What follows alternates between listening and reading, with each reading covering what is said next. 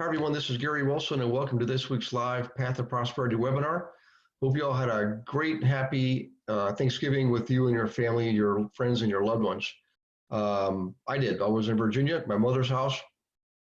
Had one of my uncles came up with one of my cousins and his daughter. So we had nieces, nephews, uncles, aunts, cousins, and of course my mom was there, and it was a pretty awesome time. Beautiful weather in Virginia. And then from Saturday, I flew into JFK, stayed at Times Square for a couple of days speaking at NASDAQ. And they got in Times Square, unless the weather is really bad, they have street performers out there. And this is now the second time this has happened to me. They pulled me out of the crowd to be in the show. How about that? In any case, some great meals. And then this morning, got up bright and early at 4 a.m. and flew out here to Arizona. Now I'm in Lake Havasu. So in any case, if you're new to this, you'll recognize you're muted by default. And of course, we have to have everyone muted because we can't all be speaking at the same time. But you use your chat box for your questions. Please use the chat box if you have questions, okay? And always look for the recording the next day from Beverly. Gives you, of course, the recording of this webinar, but also instructions to follow, changes to scheduling updates, things like that. And system updates, which we just did one last week, I believe, or the week before. So there's two versions of the silver level, the current version and the past version. You're still on both, okay? Everybody's grandfathered in until the transition is complete. The conversion is complete. You can all have access to the new platform. And please do that. In fact, go and click on members area on myinvestorservices.com when you get a chance. Then you have to log into silver level just like we used to, but once you're at that point, everything has a slightly different look to it. So go ahead and do that. If you haven't done it, do that soon.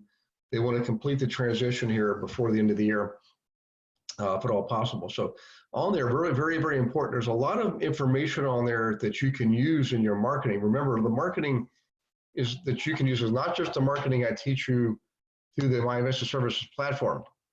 Direct response marketing, YouTube, Facebook, booklets, workshops, all that's great, and we use it regularly. But on YouTube, there's a lot of videos that you can use to send to your prospects and your clients.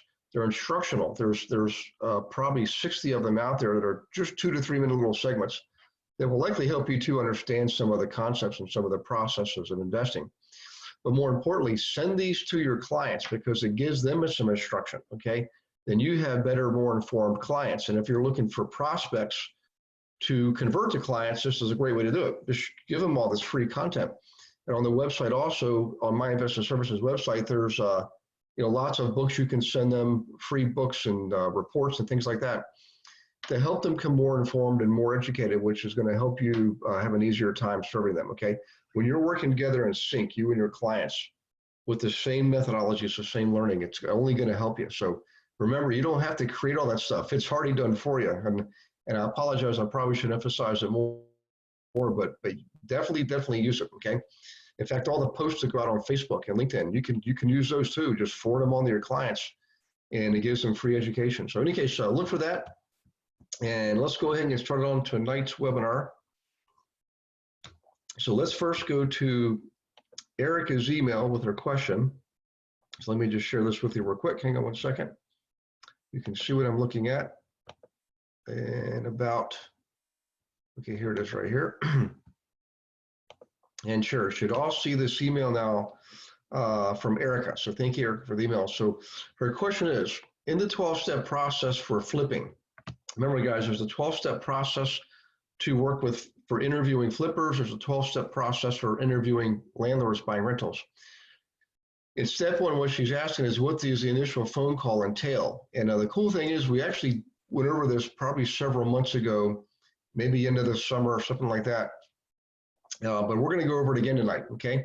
And what I might do is actually unmute one of you to do some role playing. But the question is, what do we do on the initial phone call? The primary purpose of that phone call is to screen, interview, and qualify. So you might want to write that down. Screen, interview, and qualify the prospects. Because at this point, they're prospects. They're not actually clients yet. They're going to make them clients through the process, okay? Now, the second question is, what information should the investor come to the agent with? So we're going to go over that too. Part of qualification is they have to prove that they're able to get financing, or they actually have cash or available line of credit, whatever the case is. And finally, she says, what does it mean when an investor says they want a good deal? And we'll cover that too. We also have an email from Tanya. Tanya, thank you, by the way, for sharing your school reports. I should be able to go grab that. Hang on just 1 second. So let me now go to, I tell you, let's do this. Let's do Erica's email first, then we'll do Tanya's email. Okay, so in order to answer this question, I'm going to go to the 12-step process that Eric is referring to. And if you're in the investor agent training program, which most of you are, some of you are in the rental property management program, some of you are in the flipping program, some of you are in the rental program. So if you're in the property management program, for example, you want to use the script also when a property management prospect calls you. In other words, you've helped them buy several rentals and they want you to manage the properties for them. You still want to screen them and interview them and everything, just like you would do any client, okay? You don't want to take on just any client. You want to make sure that they're the kind of client you want to work with. So let's just go over this one here for flipping first. So let's assume at this point, this is the assumption where let me share this. Hang on 1 second. I just realized I didn't share this screen. So let me do that. And now you should see what I'm talking about. So this is a step-by-step process for screening, interviewing, and qualifying prospects to become clients of yours that you can then help them with in transactions and earn some commissions, okay? So this is assuming that you've already done some marketing. Maybe you sent out a batch of booklets and you got a few phone calls, or whatever the case is, this is the point in which they've called you. That's what we call this direct response marketing, which means you market to them directly and they call you directly. This is not, we don't do broadcast marketing, okay? You can, I'm sure, there are some things we teach you along those lines, but for the most part, the best marketing is going to be direct response marketing. That's why mostly what I emphasize is direct response marketing. Let's assume that's the case. And someone's called you up here. And initially what I like to do is, depending on my schedule, is I have a set schedule every single day, and I broadcast that schedule to the clients and prospects for the next week, okay? So what I like to do is I like to adhere to that schedule. And I know this is going to sound crazy, guys, but I actually publish that. So if somebody calls me off hours and I answer the phone, what does that tell them about my integrity? Because I've already published my schedule, and here I am maybe answering the call at 9 o'clock at night. Well, what that tells them is I'm loosey-goosey, and maybe they can call me anytime. Well, I don't want people to call me any old time. I want them to call me when I want them to call me.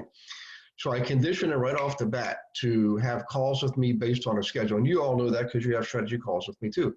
And it's the respectful way to do a business, the professional way to do a business. It allows you to maintain a schedule that has time built in for you and your family as well as your clients, okay? So enough said, they've called me up. Let's say they called off hours. They're gonna leave a voicemail, okay? And I actually give them instructions in my message, what to do, what information I need. So they don't just like go away and hang up because I said, hey, this is Gary Wilson. Leave a message. I'm with another client right now. I'll call you right back.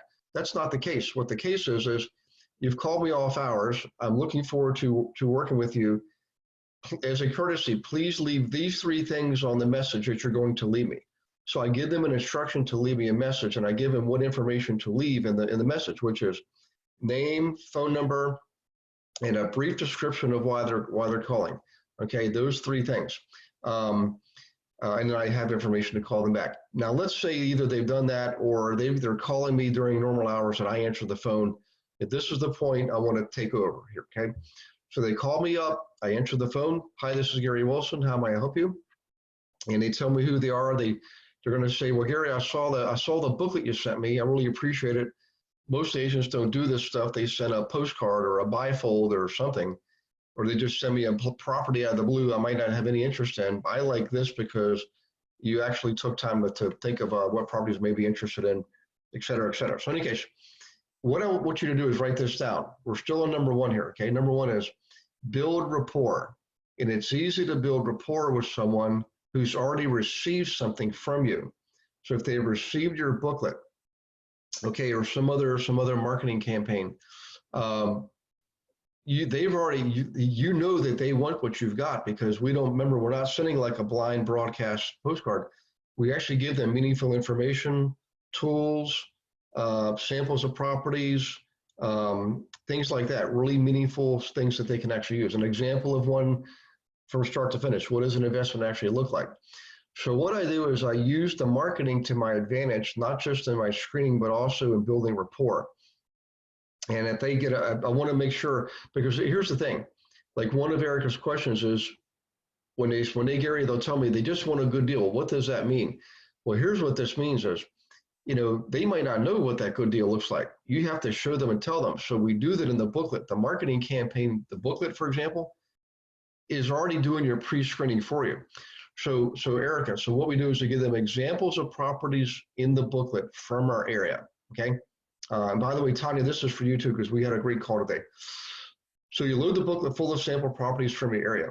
And when you're in the conversation, on the phone call with them, excuse me, you can ask them, and you can say, hey, of the 6 properties I sent you, which one in your mind sticks out head and shoulders above the rest? Okay, maybe it's the one that had the best numbers, who knows? Maybe it's the one that's in the area that, the closest to them. We at this point, we're gathering information, okay? So when you're building rapport, always use that tool, the marketing tool you sent them, to build your rapport, okay? And what this does is just avoids the whole scenario of when you say, well, what is it that you want to have investing? If they haven't seen anything, they're going to say, I just want a good deal. So this helps you avoid that whole good deal syndrome, okay?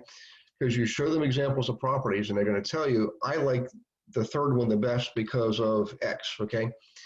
Now, you've established, and by the way, establishing rapport can also include some personal things. So let's say you answer the phone and you're talking to them, just a few brief things. How was your day? Great to talk to you. And you hear children in the background. You can use that to your advantage to say, hey, it sounds like you got kids. That's great. Or do any of them play soccer? Something like that. Sometimes people call this a pattern interrupt. They're not expecting you to ask the question, but what it does is it gets them to engage with you, right? Be present with you, and more importantly, helps you further build rapport. Because remember, rapport isn't just all business oriented. Rapport is also personally oriented. So in any case, whatever information you're gathering, even if you heard children in the background, heard a dog barking in the background, this happens, and I always ask them, hey, what kind of dog do you have? I've got a dog. Build rapport based on that. It brings it to a personal level. It helps you establish credibility with them on a personal and a professional level, both. Okay. So, in any case, we had a question pop up. Let me just get to that real quick here. Oops. Let's see. Just lost it. There we go. Chat. And here we go. Okay, yes, I'm listening intently. This is, Tanya. Thanks, Tanya. Okay, now at this point, you always want to remember these 5 things. We're looking to establish timing, motivation, readiness, willingness, and ability. So you might want to write those 5 things down. We're looking to establish timing, motivation, readiness, willingness, and ability, okay? So timing is, are they ready now, right? Timing, motivation is, are they sufficiently motivated on a scale of 1 to 10? Are they like 1, just kind of like testing the waters? Or are they 10, like I want to buy something now? Okay. In fact, you can ask them that question. Don't ask them right away this, but in your conversation, you can ask them, on a scale of 1 to 10, where are you right now? Are you looking to just, you're sipping your toes in the water? You've never bought anything before, because you're going to ask that question too. All the way to number 10, you've already got a few properties, you've already qualified, you've got some cash, you got some credit, and you want a deal right now. Okay, that's a 10. And yes, we focus on the 8s, 9s, and 10s. The 1s, 2s, and 3s we kind of put off on a drip campaign. Okay, so that's motivation. Willingness. How willing are they to actually pull the trigger? So here's a great question to help determine willingness on a scale of 1 to 10. Okay, Mr. and Mrs. Smith, whatever. I'm willing to work for you. This is what I do. I do it for a living. I'm an investor too. I take this seriously. I'm a professional, and as such, what I want to do is I'm going to go to work for you, and I'm going to find you these deals, okay? if I bring you a deal tomorrow and everything checks out, are you willing to go look at that property tomorrow night? Okay, now this is a real serious test of their willingness. We call this commitment test, okay? And there's another commitment test I'll give you in a moment. But what you're looking for is somebody to say, yeah, 8, 9, 10, yes, I'm ready, okay? Versus 1, 2, 3, like, well, yeah, maybe I just want to look at a few things at first and see what it looks like. There, just be careful. You can work with them, but you may find yourself going out like with a first-time home buyer showing 30 some odd properties. And our average showing rate, by the way, guys, is 6. 6 showings, 1 deal. That's the kind of average I want you to have. So in any case, timing, motivation, willingness, right? Now, readiness and ability. Ability has to do with financial qualifications, cash, credit, et cetera, okay? And readiness we kind of already covered, but really, are they ready now? Do they have the ability now? Okay, if they got all 5 checked out, readiness is really, you're like, okay, you're checking a box off. You're saying they're definitely ready. They got the timings there, motivation, willingness, ability. So readiness is a given those other 4 factors. Okay, back to the conversation here. You've established rapport. All right. They've got a child that plays soccer, your child plays soccer, they got a dog, you got a dog, and they like property number 3. Okay, what we're looking for now is to qualify that, right? So we'll say this, we're going to say, look, this sounds great. Sounds like you've looked at the properties I've sent you and examples. You've read the story of the example investment property that I did myself or somebody in the office did 3 years ago. And you looked at some of the tools in the back of the booklet. In order for me to represent you properly to other investors and more importantly to other agents, they're going to want to know that I've qualified you. So can you tell me, please, what do you have in savings right now? Okay, so I want you to please write that down. What do you have in savings? And as you're finishing up writing that, I just want to emphasize something here. Make sure you word it just that way. Don't ask them, say, how much money do you have? Or how much cash do you have? That's a little bit too frontal, okay? But when you say, what do you have in savings? This is all psychology. There's a language pattern. It implies that they have saved some money, okay? Number 1. Number 2 is, because of you phrased the question that way, what do you have in savings? You're assuming they've saved some money. They're more likely to answer, well, I've got about $10,000 in available cash right now. See, if you just come right in here and say, hey, what do you have in cash? They might be thinking, do I want to share this information with this person? See, when you ask the question, what do you have in savings? The implication is they have saved, and it positions them psychologically to be more likely to want to answer the question, assuming they have saved something, okay? Now, if the answer is, I haven't saved anything, I don't have any cash, you're going to put these guys on a drip campaign, I'm fairly certain, okay? But regardless of that, you get the answer to that question. You got a form you're filling out, just your own little yellow notepad, okay? Just write these things down because you're going to have to refer to them later, all right? Now, the second question is, do you know what your credit score is, okay? So instead of saying, what is your credit score? This is the opposite of the first question. First question is you're assuming something, right? The implication that they have saved. The second question is you got to do the reverse. What you say is, do you know what your credit score is? Now, most people would want to think that they know what their credit score is. Either they're going to say no, or going to say, yeah, it's 753, whatever that is, okay? So the point is, if they do know their score, they're more likely to share it with you, okay? Very important. By the way, that's not something you have to share with anybody else. You don't have to share anything about the client with anybody else. What you have to share is that you have interviewed them and you have qualified them. But the point is, what we're looking for is somebody going to have the credit score it's going to allow them, hang on one second, guys. I'm going to see the lighting's really screwy here. This is the challenge with doing these things in hotels, is you don't get professional lighting like I do at home. So back to this. You got 2 things checked off now. You found out if they have savings and how much. You found out what their credit score is if they haven't. If they don't have it, always tell them they can go to open up like a Discover credit card, okay? And when you do that, they get their actual FICO score for free. A lot of people don't know that, but I know for a fact Discover will do that now. It's a little marketing ploy they do because most other credit card companies aren't going to they're not going to pay the fee on your behalf to allow you to see your actual FICO score. The other alternative is you can have them go to creditkarma.com, and it's free. It's a free service. I use it myself because I can quickly monitor things, but they don't give you the actual FICO score. What they give you is sort of a faux score. I don't know if I'm saying this properly, but it's not your actual FICO score. A lot of people get confused. Your actual FICO score could be higher or lower than what you're getting on Credit Karma. Credit Karma is giving you what they believe you would get given the information that they have. That's the best way to describe it. But it's better than nothing. So you could say you can go to creditkarma.com, get it for free. You can open up a small balance or small credit line Discover card and get your FICO score for free there. And that offer, by the way, may come and go as time goes on. I don't know. I just recently saw it. So in any case, here's the third question. Do you have an available line of credit? And always ask it just like that. Do you have an available line of credit? And that means a lot of things. Okay, number one, it means they have a line of credit, which tells me that some bank somewhere thought enough of them credit or creditworthiness that they qualified for a line of credit.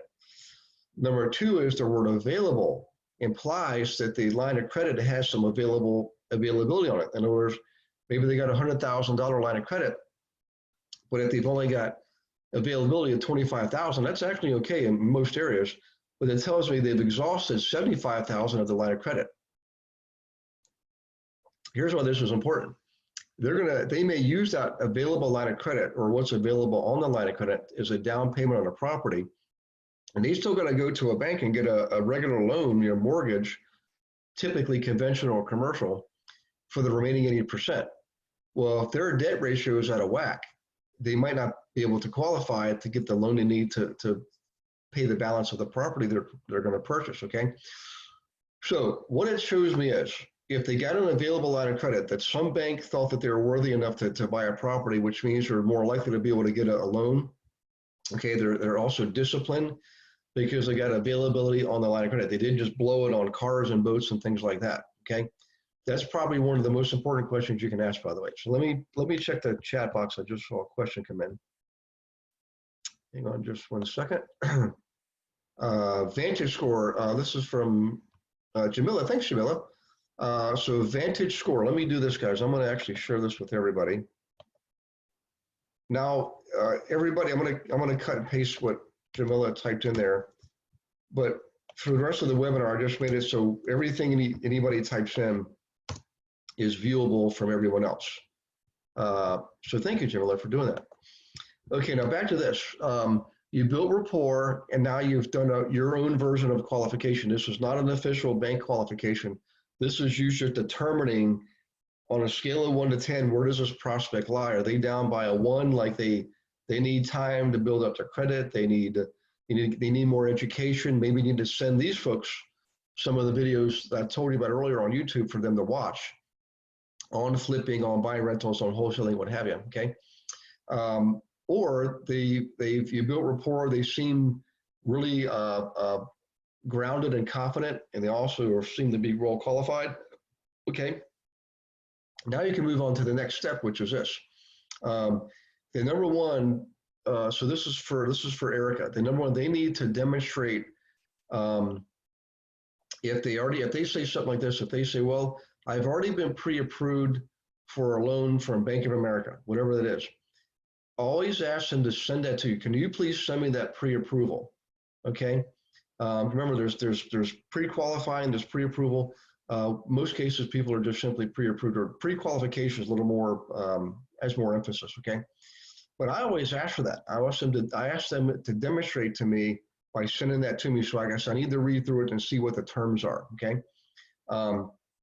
I do that. Now, here's the next thing I do. I'll say, look, there's been a conversation, and I'll ask some of those questions I gave you earlier. Like I'll say, look, it seems like flipping is the way to go for you right now, based on what you told me and based on your feedback on the book that I sent you.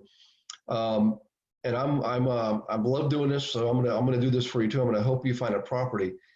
If I find you a property by end of day tomorrow, let's say I locate 3 of them. Are you willing to go look at them tomorrow night? Okay, yes or no? If they say yes, just say great.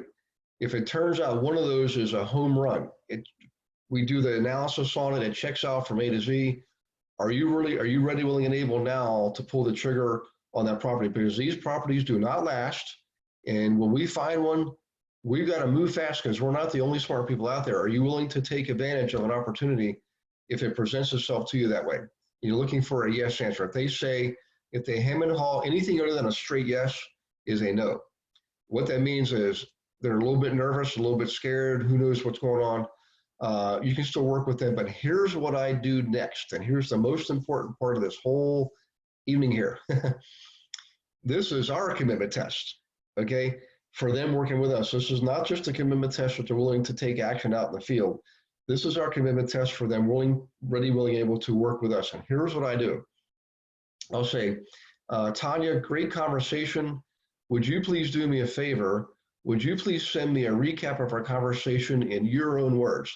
Now, Tanya knows I do this because I just did it today with her on our strategy call. And I'm really not, and Tanya, that purpose for their call today was really more for me to stay in sync with you. You're already in the program, you're already committed. But you can use the same process as a commitment test for your clients. So you say that, you give them the instruction to email you with a recap of the conversation in their words, okay? And what this does, this is numero uno commitment test. So the ones who really are committed and engaged, they will send you the email back probably by the end of the day, okay?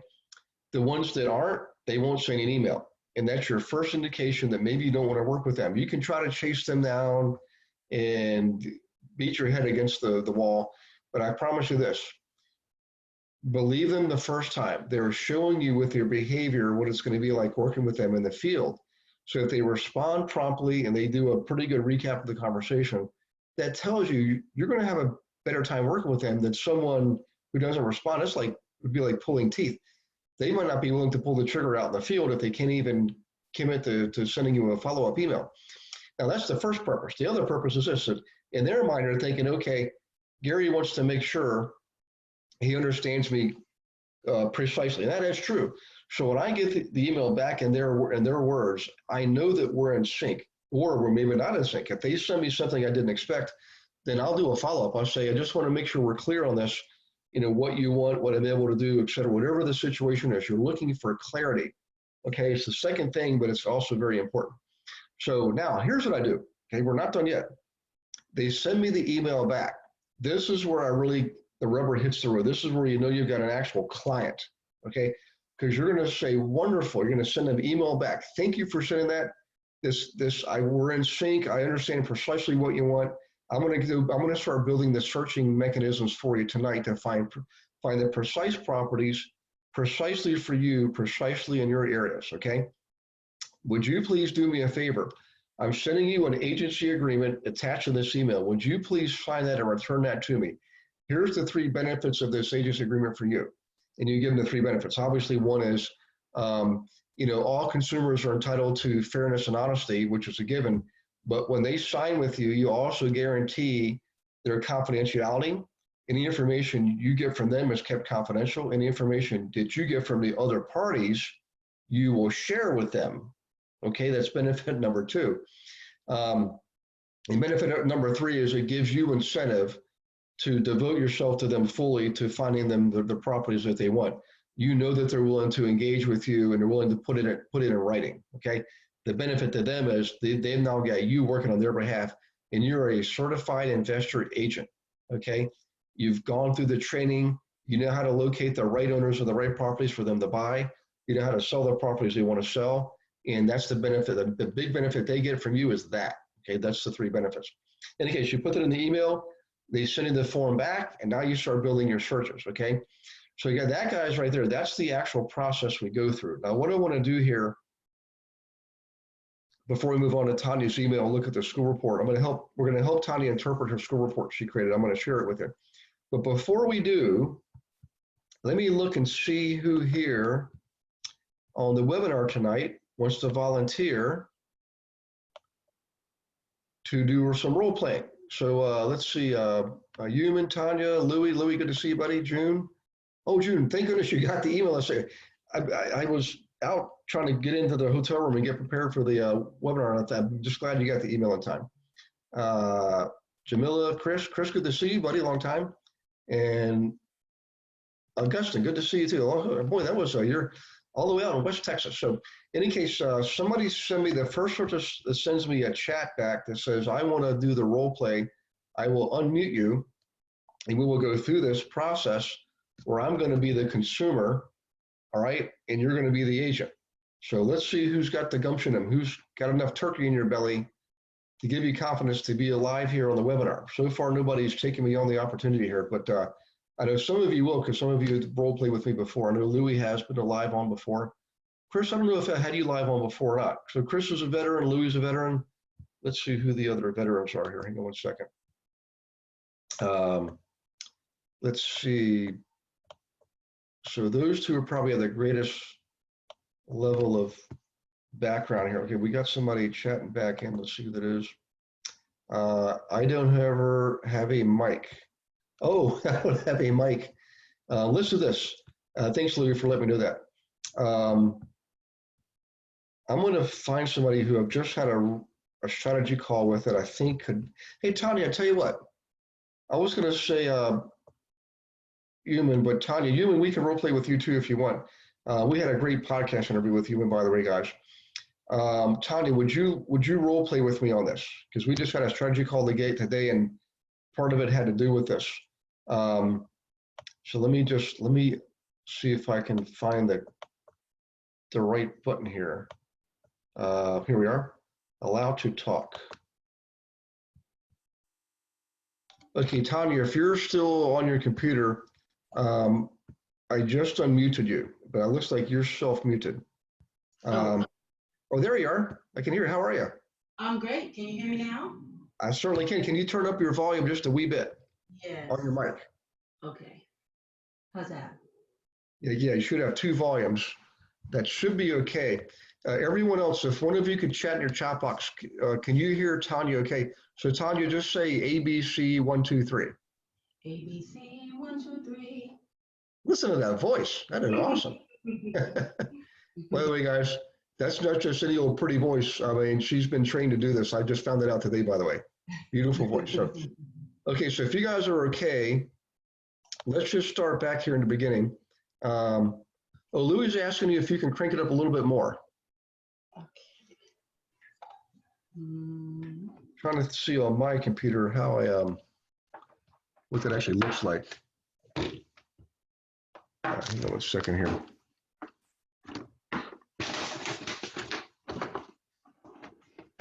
There it is. I got to plug in my computer, guys. Hang on one second. Sorry for all the background noise.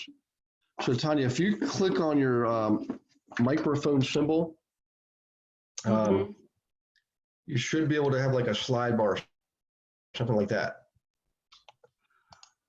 And actually, I can hear it pretty good now. Say ABC 1, 2, 3 again. ABC 1, 2, 3. Okay. Let's see. I think I can turn it up a little.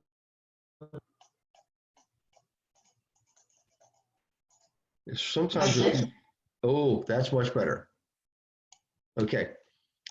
So listen, and Tanya, don't worry about being right or wrong or good or bad. This is really the benefit is the value is in the exercise. It's just practice. This is a safe zone. It's just you and me and a dozen other folks. And I'll ask them for some feedback too. But let's go ahead and start with me.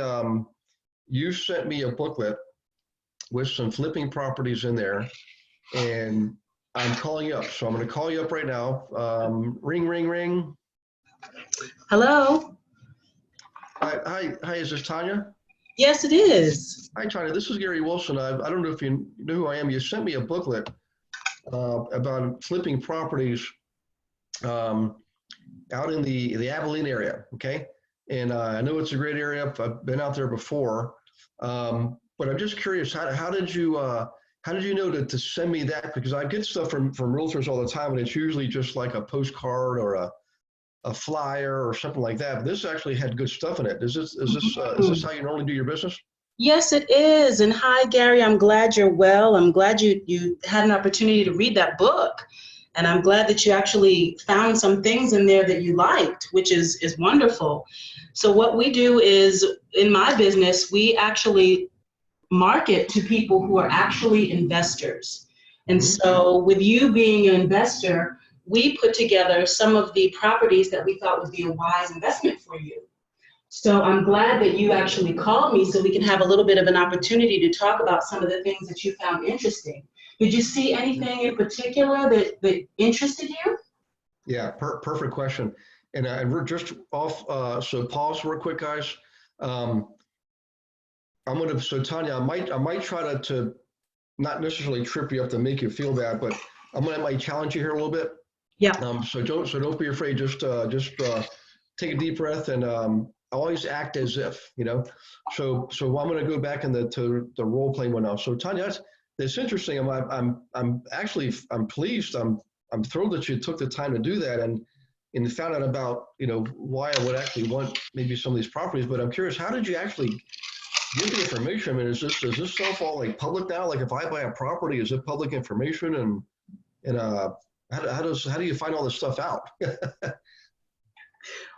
That's a great question. Well, like I said, we have tools that we use to market to investors who are actually looking to purchase in our area. And so we actually look for those investors. Perfect. That's a great answer. Yep. Yeah, that shows them you're like, you know what you're doing and you're on the spot. And you might say something like this. You might say, unfortunately, most agents don't do this stuff. This is just very few of us. We're certified investor agents. There's maybe 2% of the agent population actually knows how to do this. And we focus on investors just like you. So in any case, you might remember that. And then now back to the property. Tanya, I really like the third one. I don't know really what it was precisely, but I mean, the profit margin looked great. I could see the before listing, the after listing. And I like that you were able to tell me about the countertops and the chandeliers and all that. But I've always liked houses. And that one just really kind of looked like kind of house I'd actually live in myself. Maybe that's why I like it. But of course, I flip because I want to make a profit, you know? Right. So, yeah. Now, are there many other properties like that out there, like these tools you're talking about? I mean, what's, you know, how do you find these things? Are these things that are on the system already, or are these properties that you're showing me, or how do you find the properties and the people so that I can get a good deal? Well, Gary, that's a great question. My team, actually, they do have specific tools that go through different public records. A lot of these properties are in public records, and we go through them and we look to see what some of the investment properties are in our area, and we kind of match them with certain investors. And so I'm glad that you're looking in this area because we specialize in this area. And because of that, we have certain tools that we use to be able to do just that. So with these properties, is there something specific that you enjoy about the properties? I know you mentioned the countertops. Is that something that you're specifically interested in? Is it a certain type of countertop? Well, really, for me, I just like I love the thrill of the hunt, and I love remodeling, and I love taking a house that looks like crap and making it shine like a shiny new diamond. And of course, I like making money, you know. So, but I've always loved houses ever since I was a kid. I used to draw houses. Oh, good. Yeah, nice. I even drew house plans. At 8 years old, I was drawing house, like actual architectural to scale house plans. I mean, I was really doing that. So, yeah. But what do we like? What happens? I mean, do I just say yes, I want to do this, or what's like? How do you normally? Who do you decide to work with? And how do I? Because I'm interested in perhaps pursuing this with you. You know. Well, that would be wonderful. And I can definitely help you. What I could do is I could gather some information from you, find out where you are. Have you already checked into what your credit score is? Do you know what your current credit score is? Yeah, I've got a 804 currently, 804 credit score. That's wonderful. That's wonderful. And how soon would you be looking into purchasing or investing? Well, I'm always ready. I mean, I've done a couple in the past, and I like to say I'm always in the game. So yeah, I'm always ready. Great. Okay. Well, that's wonderful. So it sounds like you're really ready to go. So what I can do is I can set up a couple of appointments for us with some of the houses that you saw within the booklet. If you let me know maybe your top 3, and if we were to do that, would you be ready to take a look at some of them, let's say tomorrow? Yeah, good. But real quick pause here. So back to the screening, always remember to ask the other questions too about what do I have in savings Oh, yes. and Yes. do I have an available line of credit? Because in the order of, in the particular order too. So what do you have in savings? What do you know what your credit score is? And you have an available line of credit. And do them in that order. For some reason, we just discovered we get better results that way. I don't know why. It's just that's the way it Okay. works. Yeah. But always remember that. And I like the commitment test too, by the way, because you're asking me like, okay, time to step up to the plate, Wilson. And I've told her I'm ready. Now she's asking me, she finds something tomorrow. Am I willing to go look at that tomorrow? It's an excellent commitment test. And so I would say, you know what? I'm a busy person, but man, you find me a couple of good properties out there that look promising. Yeah, I'd be willing to go take the evening off tomorrow and go look at a couple of them, you know? That sounds great. Well, Gary, let me ask a question. What do you have in savings right now? Right now, I've got about 43,000 in cash, mainly in one account, but I got a few more in another account too that I purposely keep there for investing. You know. Okay, and do you know what your current credit score is? Yeah, I believe it. Last I checked, it was 804. Okay, that's wonderful. And do you have an available line of credit? In fact, I do. I have $100,000 line of credit that I keep just for investing purposes. And what I do is I really don't like to use it a lot, but the reason I like a line of credit is I can use it, pay it back, and keep reusing it. Instead of getting a fixed loan, I can use a line of credit and keep just pay it off and use it again for another property. So yeah, see, I've got it, and it's pretty much fully available. I had to do our kitchen, so I'll put a kitchen on there. That was about $10,000, but I should have most of it available. That's not, how did that kitchen turn out? Well, really, really nice. The contractor I work with, I've been using him for years, and we got it down to a science now. I mean, he knows exactly what I want. We use the same cabinetry, same sink, same faucet, same everything. Yeah. That way we don't have to. And when we find them, like this, like maybe a certain suppliers get ready to get rid of them or whatever. I have a garage where we keep a box of those cabinets in there. So if we ever need them, we have them already. Great. Okay. Well, it sounds like you are ready to go. So I'm assuming you do already have a qualification letter, right? A pre-qualification letter? Yeah, I haven't actually gone to a bank recently and normally I don't do that until I know I'm going to buy a property. But if you need me to show to be pre-qualified or pre-approved, just let me know because it's simply a phone call. I can do that tomorrow. Okay, that'd be great if you can do that tomorrow and then shoot that right over to me. That way, if we do see any properties that come up that you must have, we can go after it right away because a lot of times if you want it, there's going to be others that want it just as much. So we want to make sure that we have an opportunity to get that house for you. Okay, good. So what happens next? Do you need anything specific for me or what's the next step here? Well, it would be great if I'm going to do some research on my end and I'll make sure that I have these appointments set up. And in the meantime, if you wouldn't mind just sending me an email recapping our conversation, and that way I'll just have it on file and I'll be able to make sure that we're all squared away for our appointment. And then I'll get back with you and let you know when our appointments are. Okay, fair enough. So my email is GaryWilson@kw.com. And so look for an email from that. And what is your email, Tanya? It's Tanya Riley at kw.com. Hey, we both work for KW. Yes. Just kidding.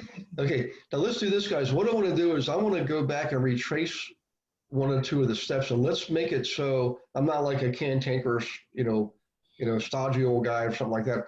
But maybe I'm really not ready. So let's say Tanya asked me the question, what do I have in savings? And here's my response. I'll say, well, Tanya, I really don't have any savings. That's why I want to do this investing thing because, boy, I could sure use some cash, and I'm want to retire and stuff like that. But it's been pretty tight. So does that how much does that matter? I heard I can buy no money down. I heard I can do all that no money down stuff, you know? Mm-hmm. Well, it would just depend on the type of bank that you're using and the type of loan that we're going to be qualifying you for. There are a lot of different programs out there that we can check into. It just depends on which route you want to take. Okay. At this point, you should also ask Tanya that go ahead and ask what my credit score question is. Because if I Oh, told okay. yeah. Okay. And And so, go ahead.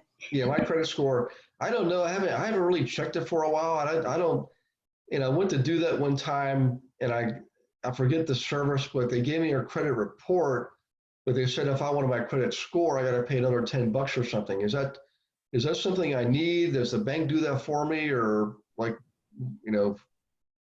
what should I do? What do you have any recommendations?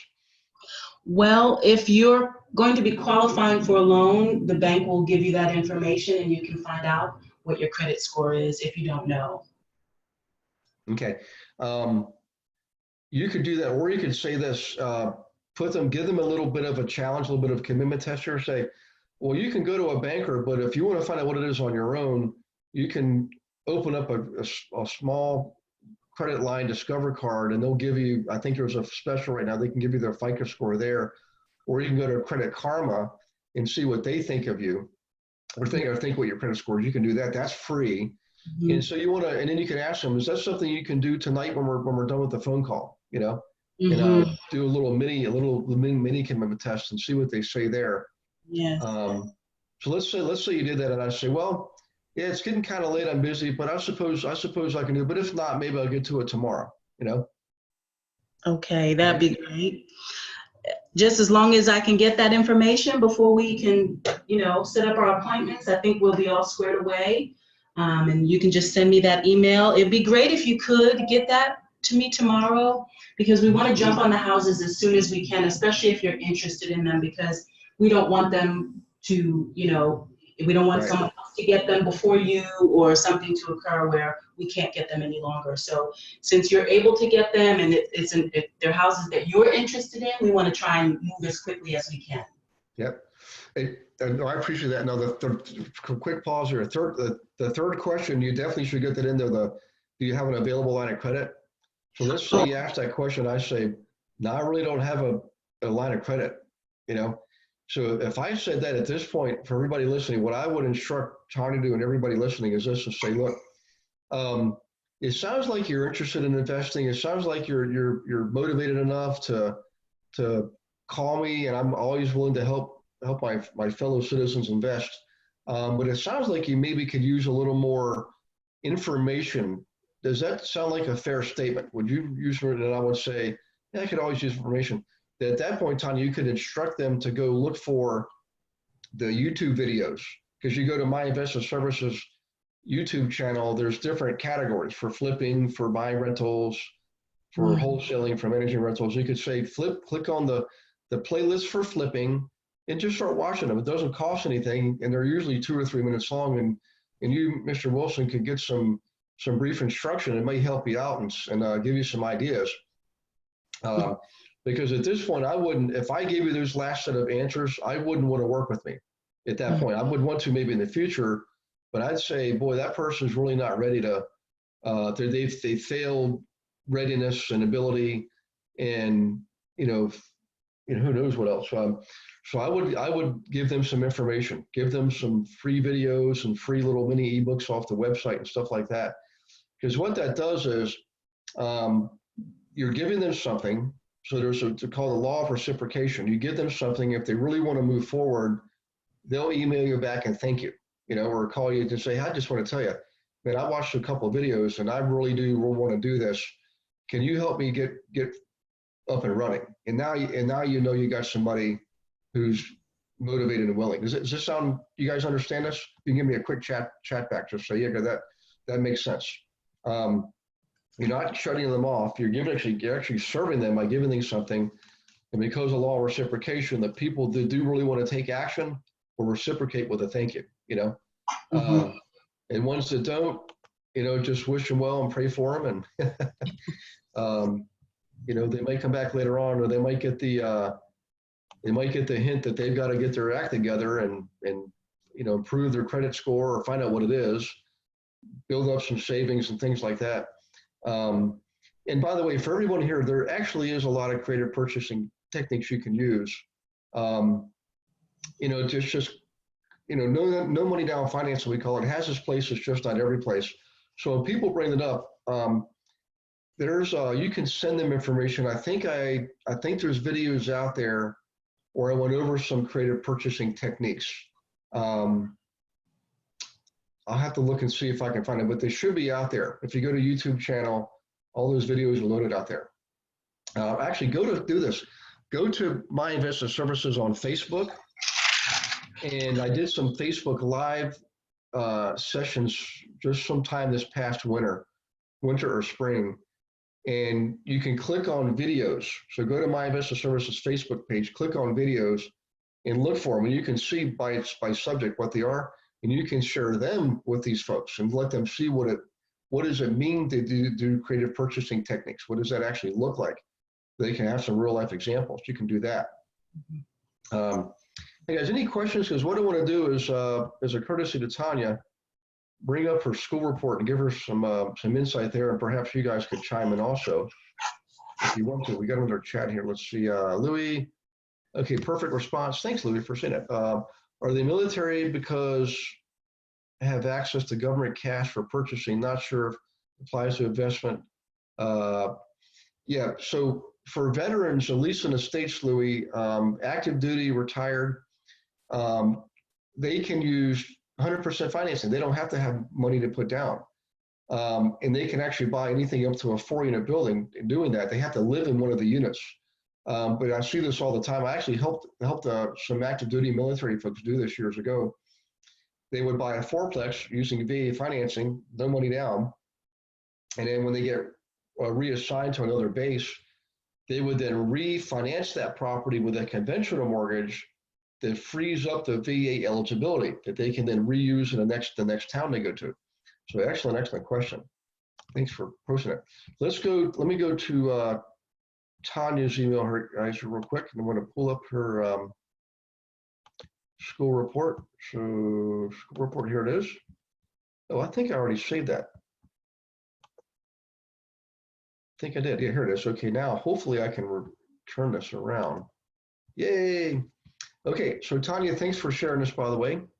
And I still got you where you can speak up. You're self-muted on your end, but I might ask you a question or two here. So what we're looking for, guys, is a magical combination of active and sold. Active is a supply, and sold is what's actually sold. And we want to run this report every 90 days. We're going to update every 90 days. Now, we're in places like New York City and most of Louisiana and all of Canada, by the way, is we don't use the school information. We don't use school as a criteria. We use postal code. We use the section field, the area field, things like that, in neighborhood field. Okay. But if we let's just look at Abilene, and Abilene's one of my great friends, lives out there. I guess probably should mention his name because he owns the market center out there. I'll just tell you, Ken Wimberly's his name. How about that? Great guy, commercial broker, and does a lot with triple net leases. But this is his area, okay? He owns a market center out there. So in the Abilene school district, check this out. Look at between 100,000 and 150, between 150,000 and 200,000, okay? Those are some pretty good numbers. I mean, heck, this is basically a 3-to-1 ratio. In 90 days, 150 properties are sold, and there's currently about 50 actively for sale now. So that means you got essentially a 3-to-1 ratio. 3 sold, in 90 days, 150 sold. That's about how many per day? A little more than 1.5 per day. And here you got 48 actively for sale today. That's a great ratio. Here's the ratio I look for. 2 to 3 buyers in 90 days for every one currently actively listed property today. That's the magic ratio. In price ranges, I mean, look at 50,000 to 100,000.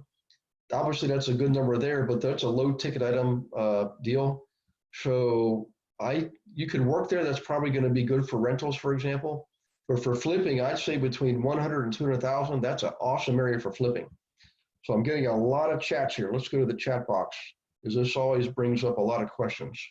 And by the way, this is one of our main tools. I mean, in the call today with Tanya, their first comment was something like, wow, the information, the insight that this gives you on the area is just invaluable. You can't put a price tag on it. This is going to show you exactly where you spend your money for marketing, where your flippers should be flipping properties. I mean, things like that. Let's go to June. Hey, June, good to see you. Can't see the school. Oh, that's where everybody's raising their hand. Let me show you the school report. Share. Thank you guys for being persistent and patient with me. Okay, now you should be able to see the report. School report. Okay, so everybody can see that now. Wonderful. Thank you for letting me know that. Let's see. This is Louie. Not sure if you want to mention this. Tanya has a great voice and engaging personality. Would be very powerful if limited the great and wonderful words that are used by telemarketers. Yes. Hey, yeah. So Tanya. By the way, guys, yeah, Tanya, if you don't mind me sharing, Tanya, she's been professionally trained voice and an excellent singing voice. And I mentioned today to her that she should probably look at doing a workshop because of that. And so I appreciate that. And by the way, I will say, Tanya, the one critique I do have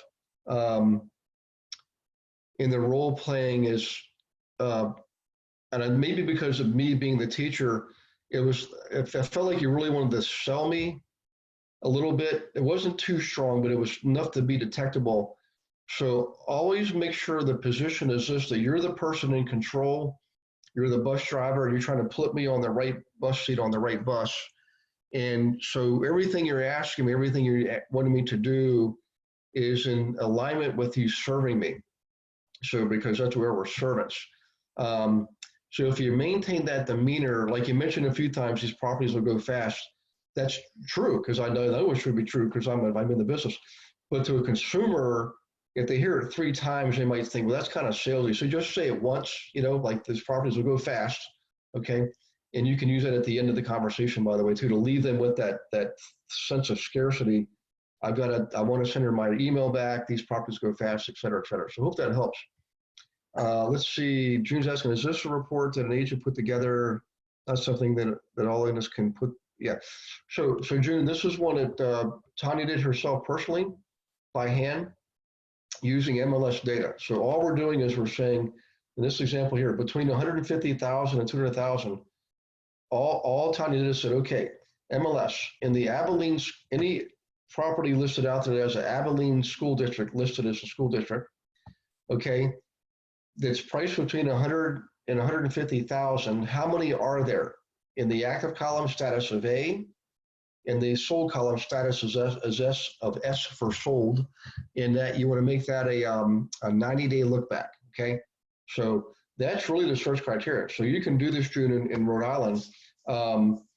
You might want to do. I think June, Rhode Island has the MLS as the entire state, if I remember correctly. In other words, you don't have, like in Texas, they've got dozens of MLS systems. Same thing up in Canada. But in Rhode Island, if I remember correctly, it's all one, the entire state's one MLS system. And I would just do the entire state. That's what I would do. And if you're also licensed in Massachusetts or Connecticut, you can include those surrounding the adjacent MLS systems too. Be different reports, of course, but you can and should build them. Okay, so let me go back here. That's really the sweet spot. Just remember there's 2 to 3 buyers in a 90-day period for every 1 active seller today. That's the magic ratio. The price range will take care of itself, okay? In other words, 50,000 to 100,000, that the numbers are good, okay? You got lots of sellers, lots of buyers, but you got more sellers and buyers in the 150 to 100 to 150 range and the 150 to 200 range. And then what I would do, Tanya, is following up on this, so that would go to Melissa data, okay, and type in the zip codes served by the school district and only look for carrier routes that are selling between 100 and 200,000. And now you've got your zip codes, okay? Now you can do mailers to the people that own properties in those zip codes that need to or want to sell using public records, school report, list of data. Then you can use your public records to see who's filed for divorce, who's filed for probate, bankruptcy, foreclosure, landlord-tenant cases, things like that. And only send those people in those zip codes the letter campaign, and now you got yourself some listings. So that's the perfect way to use this. So guys, I think that's pretty much it. We're went a wee bit over, but that's okay. It was a great session tonight. I appreciate your participation. I hope you had a wonderful Thanksgiving for all the Americans. If you're like me, I get to do both, Canadian and American Thanksgiving. And I'll have 2 Christmases too, by the way. But I hope you all are having a wonderful holiday season. If you celebrate Christmas, Merry Christmas to you. Whatever it is you celebrate, Hanukkah, Kwanzaa, celebrate it with gusto. And my personal feeling is this is say that whatever it is you celebrate, you demonstrate that. You say that in whatever you say, and hopefully everybody would be reciprocal. And if they celebrate something else, they would say that to you, and just be proud of who you are and what you celebrate, and let the world know. And hopefully they celebrate something too with equal gusto. Okay. Look online for, let's see, this is Louis saying, look online for landlords searching for tenants as well. Thanks, Louis, for that insight. So guys, we did this a lot, by the way. We would always search the for rent ads to look for property management clients, and also to look for, they would also often turn into investor clients too. Hey, Tanya, June's asking if we can email this report to everybody in the group. If you wouldn't mind, just let me know if that's okay. I appreciate that. Oh, thank you so much, Tanya, for doing. So what I'll do is for Beverly, I'm gonna send this in an email to you, so you'll have it to send out to the folks tomorrow, and then follow up email with the webinar here. So, meantime, guys, have a wonderful night, a great rest of the week. We will see you next week, by the way, on Thursday the 12th, and I will be in Prescott, Arizona. They call that it's the Christmas town for Arizona. Prescott decorates to the teeth for Christmas. I'll be up there doing the webinar from there. So you guys take care of yourselves. God bless you and your families, and we'll see you next week. Okay, bye-bye.